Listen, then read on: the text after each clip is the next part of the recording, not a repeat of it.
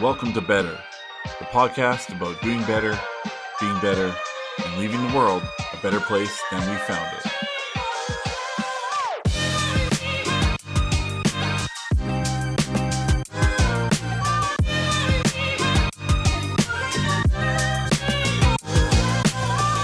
What's the word, everybody? Welcome to Better, the podcast about doing better, being better, and making the world a better place. Again, we didn't start out with that as a slogan, but it's stuck, so it's here, and I hope you like it because it's staying.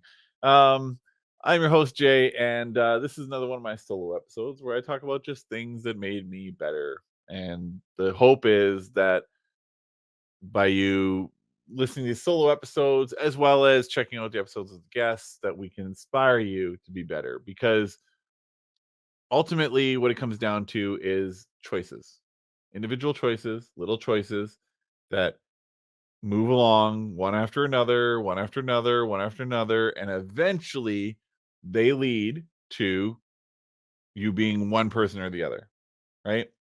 So look at the best example I have for you is if you look at like Superman and Lex Luthor. Okay, I know I'm a total nerd. But no, and I why does the show keep coming out? Keep talking about Smallville all the time. Have you finished Smallville, by the way, Ben? I got on middle of season 9. Mills, Like get I'm, on I'm it. very close. Taking forever. But on Smallville, they probably did the best job of portraying Clark Kent and Lex Luthor. They started them as a friendship because both of them had the same goal. Just, you know, be good. Don't let your father's mistakes dictate your future.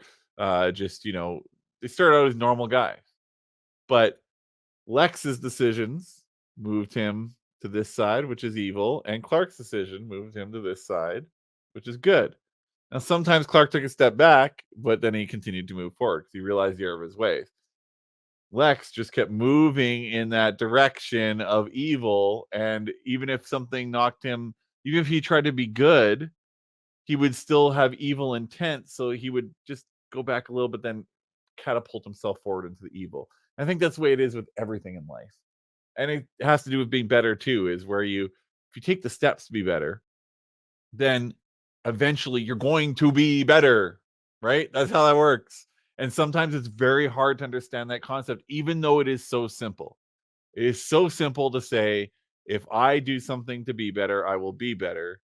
But doing it can be against the grain for you, and it can be against your nature, and it can be against your habits, and then it becomes hard. So I want to talk about where the trite but true ways to be better.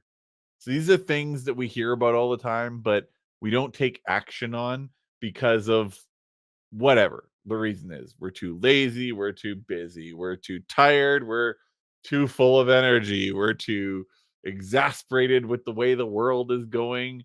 We are too ingrained in our conspiracy theories. We are too this, too that. There's so many reasons why we would not do these things. We make excuses for not doing these things. And then some of us also say, like, that's bullshit. There's no way that works, right? Because we did it once, or we saw somebody did it and said it didn't work for them or whatever. But much like everything, the little decisions or the little contributions. So, the first one I'm going to mention is one that you guys absolutely have heard about, and many of you don't do because you tried it once, it didn't work, and you stopped. Meditation. You know it. I can't count the number of times I was like, I'm going to start meditating. And I do it once or twice, and I didn't get anything out of it, so I stopped because I'm like, well, this is bullshit. And my friends are like, yeah, it's nonsense. And then I just didn't do it. What I've come to realize in life, and this is a very important lesson, and it's very important to be better, is that everything takes time, practice, diligence, dedication. So, and that's meditation for you too. It took me probably, if I had to put a number on it, I'd say probably about 2 months to be able to figure out how to properly meditate. Now I can slip in and out of it in 15 minutes without much effort at all. And it really does recharge me. The number of times, like, just sitting in my studio, to over this way, this is my office, and then out this way is a couch. One of the only couches that I've ever laid on that I can actually lay on and not have to tuck my knees because I'm 6'4". I can go out of my office, lay on that couch for 15 minutes, meditate, come back with no effort, and mow through the thing that was causing me a headache or something I couldn't solve, a problem that I couldn't see clearly, things like that. Meditation brings me back there. Now, there's no magic bullet to figuring out how to meditate, but I can't think of anybody on this earth that wouldn't benefit from it, especially if you're high strung, if you get frustrated easily, if you bang your desk sometimes, little things like that. It really does help.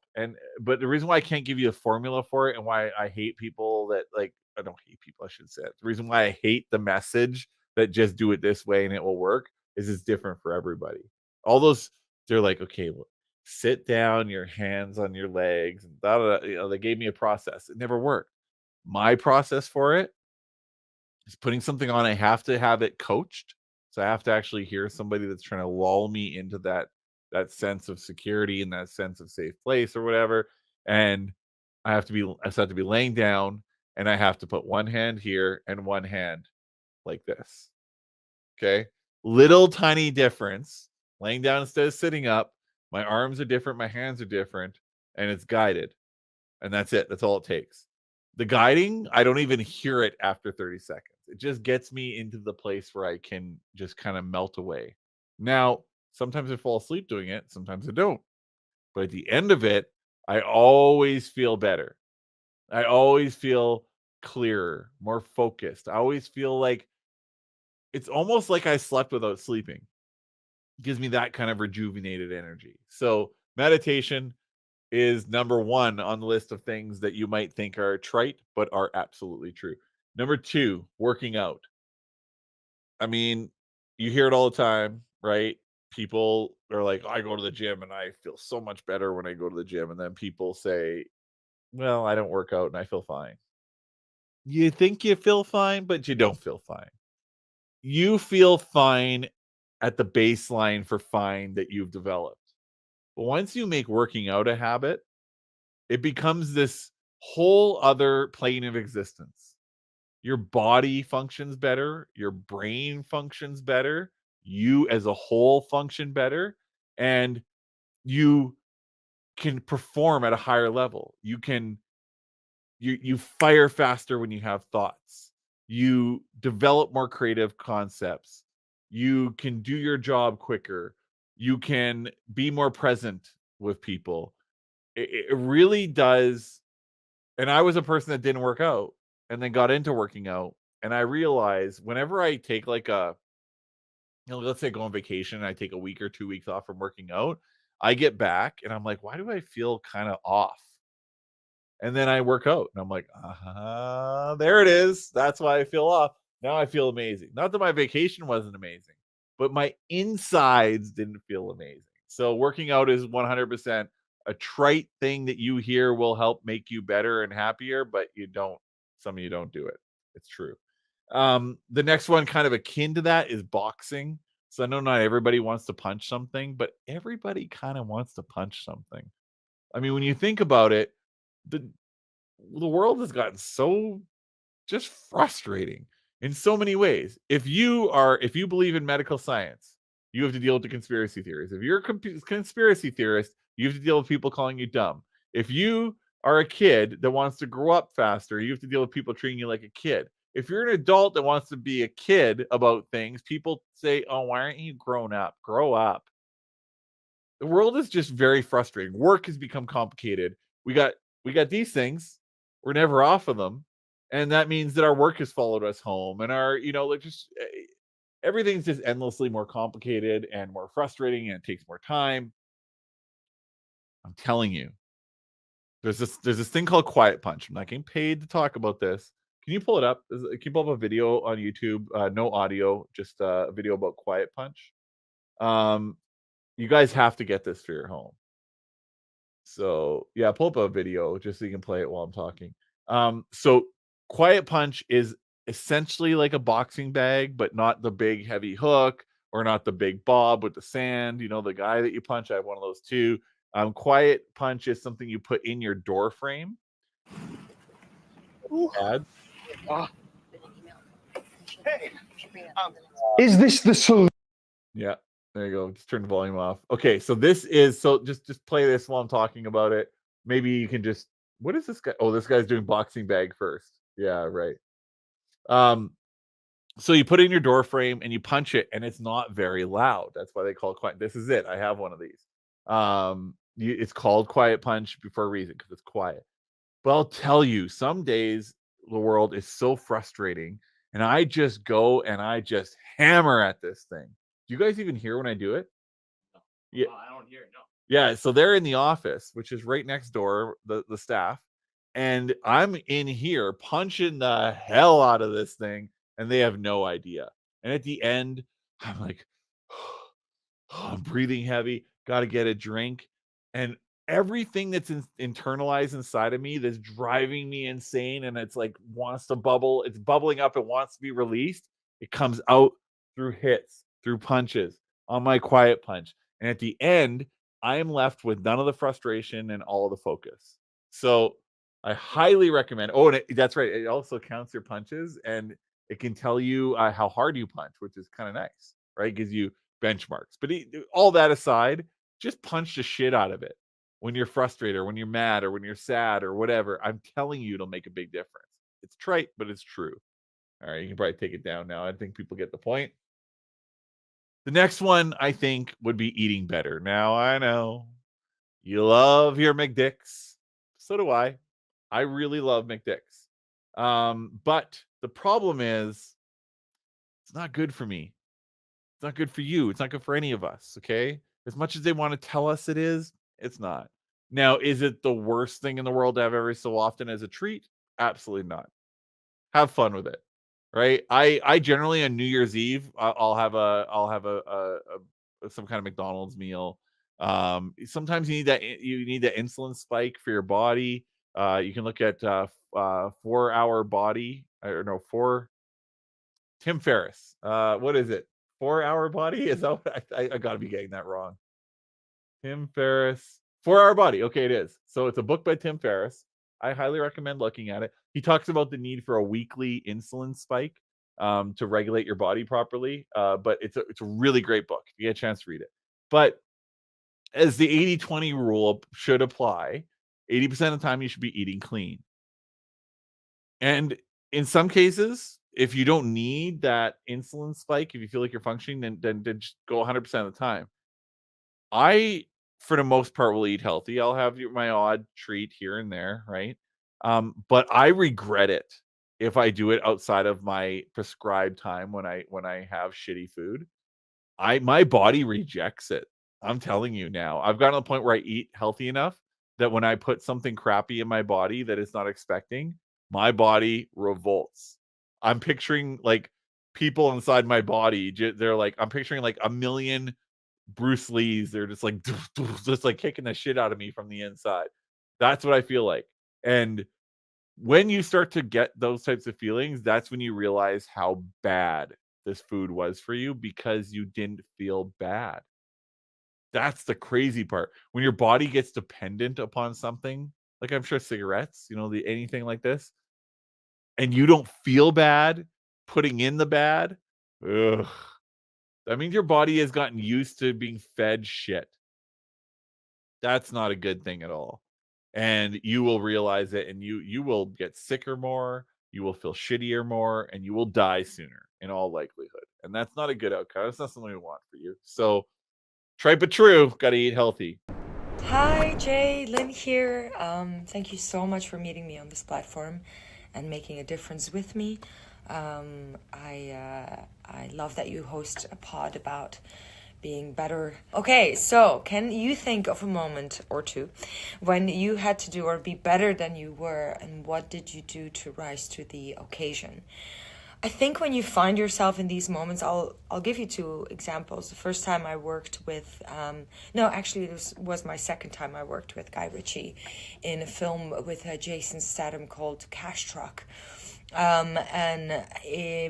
I got to set and I had quite a little bit of a chunk of monologue to do in an American accent. I was very well prepared. And then I went to sit down, and just before the take, literally before rehearsal or after rehearsal even, a guy comes up to me and he says there've been a few changes made to the monologue. Don't worry if you're not off book, just call Lyne. And I was terrified because, you go through prep, which people don't know of when you go to set. And it really threw me because I was so prepared on his monologue, but with the new material, I was like, how am I going to do this within, 10 minutes? I had 10 minutes to learn this new material. And the first AD, who's been working with Guy Ritchie for years and years, he saw that I didn't panic, but that I was like, oh my God, how am I going to get this done? And he came with me, sat me down, and he actually helped to get that new material in my head. It was incredible that he took his time out to come and sit with me and go like, okay, we're going to do this. You got this. You'll be able to do this. And he did that for me and with me. And I think in these situations, it's about do not panic. Literally find your breath and tell yourself in these moments like, look, you're here because they do believe in you. They cast you because they want you to play that part. So you've just got to step up. You got to stay in control, right? Control is such a big one, and you got to stay professional. The second moment was my first day on Motherland, where I had to do my speech in the auditorium in front of all the recruits. And there were about 800 extras in front of me in that auditorium. And 4 days before that, I was in LA, still looking for a job. And they called me and they said that that I got cast for The General, which I had read for like months before, 3 or 4 months. So I had long forgotten about it. And I went, The General? And they went, yeah, you're flying in 4 days and, you've got 2 scenes to shoot. Which one of them was in the auditorium with a monologue that thankfully, it's interesting, when I had studied a monologue, it's somehow ingrained in there, even if it's like 2 years ago or I pick it back up after 4 months, it's still pretty much in there. I think I'm blessed with a photographic memory, so that helps. There too, I was incredibly prepared. And then our producer, Kevin Messick, who also worked on Succession and so many other great things. Don't Look Up is also, done by him, for example. And he also came to me after rehearsals and he was like, can you change that sentence there? Change that number 2 there, bring that up and place it here. And for me, it's a big one because, English is not my first language. I'm working in an accent. Have to think of so many other things. And you literally, when Kevin Messick goes like, can you do that? You go like, yeah, absolutely, sure, I can do that. But when he walks away, you're literally going like, oh my God, how do I not have a panic attack right now? So I went to the restroom. I may have had a little bit of like, how am I going to do this? But again, I reminded myself, Lynn, you're here because Kevin Messick, cast you. He's one of the reasons why, if not the biggest one, why you're here. So, you got this. You can do this. And you got to tell yourself that you're able to do it. Because if you tell yourself that you can't, you're done for. You are done for. So you have to tell yourself, I can do anything that I set my mind up. So yeah, there it is. I hope this makes you all very happy. I love that you're doing this podcast. I hope this has been a little bit of help. And to all of you, thank you for having me. And Jay, thank you so much again for meeting me here on this platform and making the difference with me to send some love into the world. Thank you. Bye. Next one. I made myself a list. Spending time with the people who lift you up. That's really important. I consider that to be one of the most important things I do now. I spend time with people that lift me up. I do not spend any time with people that have negative mindsets or keeping me in the past. Okay. It's just, I've talked about this before, so I'm not going to beat this one to death. But if you want to be in a positive headspace, you have to be around people that are in a positive headspace. Just the way it is. Now, people aren't going to be positive all the time, right? But as a majority rule, let's say we got an 80-20 rule here. 80% of the time, this person should be lifting you up and you should be lifting them up, or else they should not have a role in your life. You are a sum of the people that you hang out with. I've talked about it before. I'll continue to talk about it as much as I feel like it because it's my podcast. And I'm just telling you that if you spend the vast majority of your time with people that bring positivity to your life, you are going to be a happier and better individual. So trite but true, tested by this guy. All right, what's next? Going for a walk. We discount it, right? I don't know. What is the stat? Look up the stat on life expectancy of a person that walks a lot, we'll say. Okay, we're looking this up. See what walks, they say a lot, or that walks. Among 3,000 plus participants, those who took at least 8,000 steps 1 or 2 days a week were 14.9% less likely to die over a 10-year period than those who did not. People who took 8,000 or more steps 3 to 7 days a week were 16.5% less likely to die over the same period. Seriously? That's a big number. Like if it was like 1% or less, I'd be like, okay, maybe. But that's from 14, so basically 15 to 16.5% more life expectancy as a result of walking. Seems like a no-brainer to walk a bit, right? And the thing about walking is you never just walk. Ever. Have you ever just walked? You don't just walk. You walk and you think, or you walk and you listen to podcasts, or you walk and you got your dog and you're talking to your dog along the way because we seem to do that. All of us do it. Our dog has no idea what the hell we're saying. I don't know why we do that, but we do. Or you go walking with a destination, or there's like a million different things you can do while walking, right? Just don't be that person with the like half-pound weight unless you're a senior citizen trying to get out there. That's the only workout you got. It looks silly. I'm just kidding. I'm just busting guys' balls. But honestly, walking is such a great thing for your health, but it's also a great thing for your mind. It will help you focus, help you be better. It'll just help you be better. I have it in my to-do list to get some steps every day, and I'm telling you, every day that I ignore that, I regret it. So, trite, but true. Next one, getting a pet. So I guess similar to talking to your dog a lot. Not that everybody has time for a pet, and you can't always get a pet. But if you can get a pet, if you've got the ability to get a pet, and you can afford getting a pet because they can be very expensive when they got to get taken care of, get a pet. Pets, honestly, they're so dedicated to the people that take care of them. It's just so nice to have somebody or something that's rewarded that is like you being nice to them gives you a reward. It's kind of cool because they feel a reward, so they love you more. I don't have a pet, but I often spend time with Shauna's dog Luna, and it's very fulfilling. It just makes me feel better to have that little fucking snorting mutt around wherever I go. She's like a little shadow to me now. Feels great. It just uplifts your mood, And dogs know. I'm going to speak about dogs. I know you'd rather speak about cats, but not a big cat guy.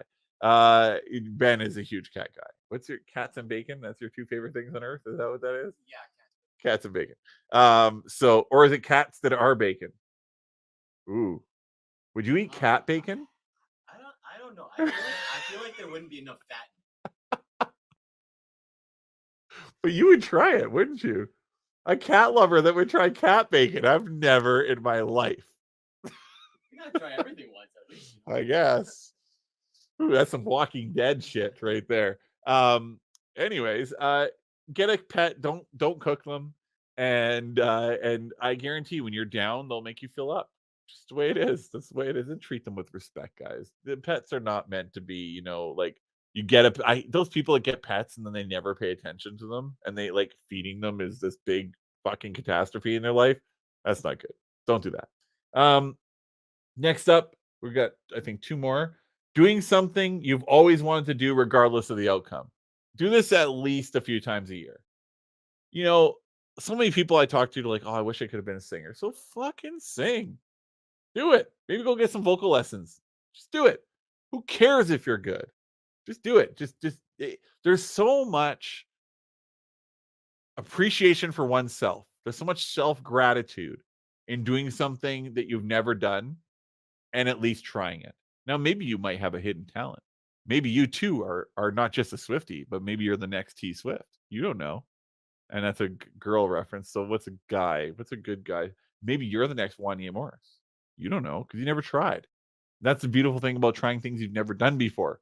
You may just find your purpose, your calling, or something that you're just super great at that can enhance your life in a big way. Think about it. Every singer that's ever sung only knew they could sing because they sang. That makes sense, right? Makes sense. It's a lot of the same word, but I think it makes sense. So go and do it. Just do something you never done and do it for fun. And maybe there's an outcome, maybe there isn't, but at the end of the day, you've stepped outside of your box. And stepping outside of your box is a great way to feel a sense of adventure. And adventure is honestly one of the spices of life that you absolutely need. People that don't go on adventures, personal adventures, physical adventures, whatever the adventure is, generally live a pretty dull life, and it's sad to see. All right, last one. Actually, second to last one, because I just thought of one more. See, I don't even need my lists. A passion project that you don't turn into a revenue generator, or at least that's not the goal. So a hobby. This is my hobby. Well, one of my hobbies. This is the one I'm spending the most time doing right now. But this podcast is a hobby. There's no goal to generate from it. If we do generate money from it, great. If we get 10 million people that subscribe to it and it turns into a hit podcast and I can knock Joe Rogan out of number 1, fan-fucking-tastic. But it's not the goal.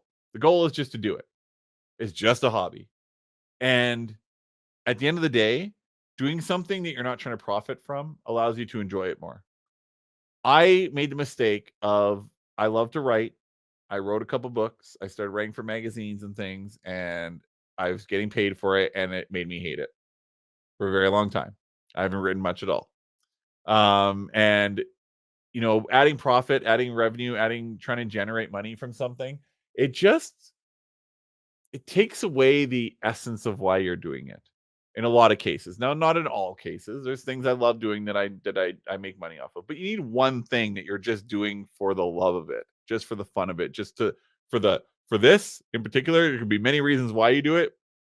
This is the therapy of it. It's why I do it. It's trite but true that you should have a hobby. And speaking of therapy, trite but true, I believe everybody should go into therapy at some point. Maybe it's once a year as a check-in. Maybe it's once a month. Maybe you're just using BetterHelp. Maybe you're going to a physical therapist, not a physical therapist, but a physical present therapist. And you just take time to just, get it all out of you to a person that's not going to judge you, doesn't give a shit about who you are, just wants to give you some feedback that'll help you progress. That's it. Therapists are incredible resources. And honestly, the fact that we're in Canada, we have universal health care and therapy isn't covered is criminal. Mental health is very important.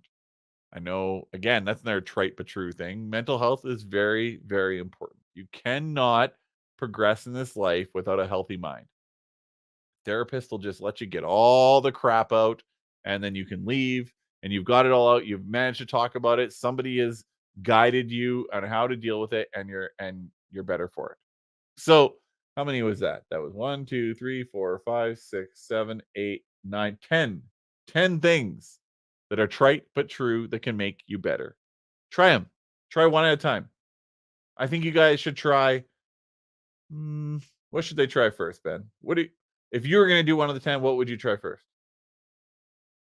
I would go for the hobby just for physical enjoyment, strictly for myself, no one else, just for myself.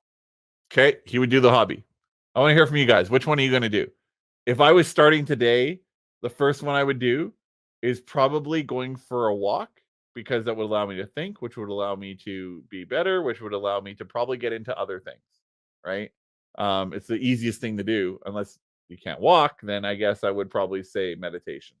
But the hobby is very important as well. It'll be different for each and every one of you. Let me know which one are you going to do. I hope you do at least one. Let's take this step together, and because I could probably add another 50, 60 to this list, right? But this is the starter list. Okay. So I hope you guys do one. I hope you guys have can continue your betterment journey, and that this will help you get better, at least one thing at a time. And again, if you do it, please let us know. Let me know so that we can talk about it and so we can explore it. I really want to know if people are getting anything out of this podcast, because that's really the whole point of doing it. Well, first of all, it's to have a hobby and therapy for me, but second of all, it's to, to hear from you guys and to see that this is doing something for somebody out there. Anyways, trite but true. That's everything I got for you. That is an episode. How long did we go? 26 minutes. Oh, longer than the last one. All right. So, trite but true. Try it out. Let's get better together. Thanks, guys. Don't forget to share and subscribe. All right. Later.